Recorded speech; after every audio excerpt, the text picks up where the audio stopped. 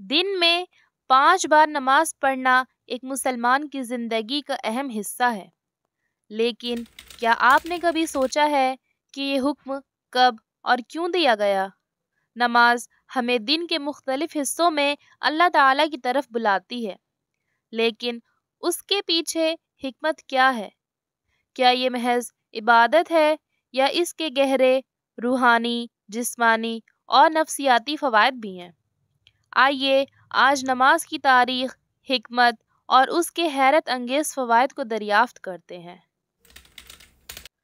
نماز کا حکم معراج کی رات دیا گیا، وہ رات جب نبی کریم صلی اللہ علیہ وسلم کو 7 آسمانوں کے پار اللہ کے قریب لے جایا گیا۔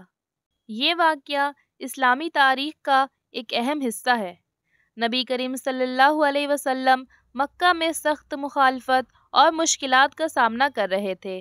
ایسے وقت میں اللہ تعالیٰ نے انہیں تسلی دینے کے لیے معراج کا عظیم سفر عطا کیا۔ یہ واقعہ قرآن میں بھی ذکر کیا گیا ہے۔ سورہ اسراء آیت نمبر 1 میں آتا ہے کہ پاک ہے وہ ذات جو راتوں رات اپنے بندے کو مسجد حرام سے مسجد اقصی تک لے گئی۔ اس سفر کے دوران نبی کریم صلی اللہ علیہ وسلم کو 7 آسمان کے پار لے جایا گیا، جہاں انہوں نے مختلف انبیاء سے ملاقات کی۔ آخر میں اللہ تعالیٰ نے ان پر اور ان کی امت پر نماز کا حکم نازل کیا۔ صحیح بخاری حدیث نمبر 7517 میں آتا ہے کہ نبی کریم صلی اللہ علیہ وسلم نے ارشاد فرمایا، اللہ نے میری امت پر 50 نمازیں فرض کی۔ پھر حضرت موسیٰ علیہ السلام کے مشورے پر میں نے اللہ سے کمی کی درخواست کی، یہاں تک کہ یہ نمازیں 5 رہ گئیں۔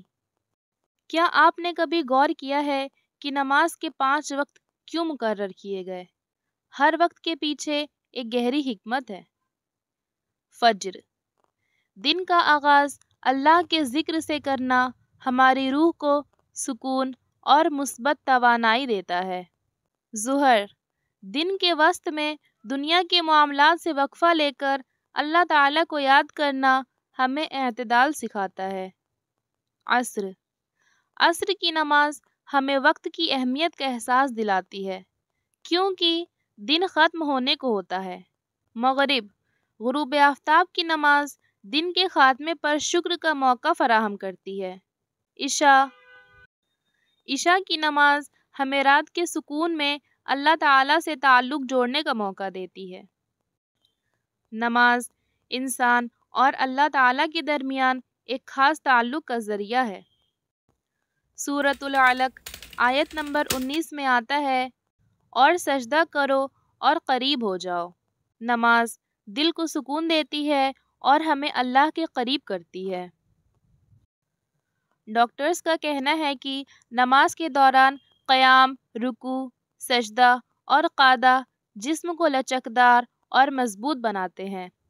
سجدہ دماغ میں خون کی روانی کو بڑھاتا ہے، جو ذہنی دباؤ کم کرنے میں مدد دیتا ہے۔ جدید تحقیق بتاتی ہے کہ نماز پڑھنے والے افراد میں ڈپریشن اور بے چینی کے امکانات کم ہوتے ہیں۔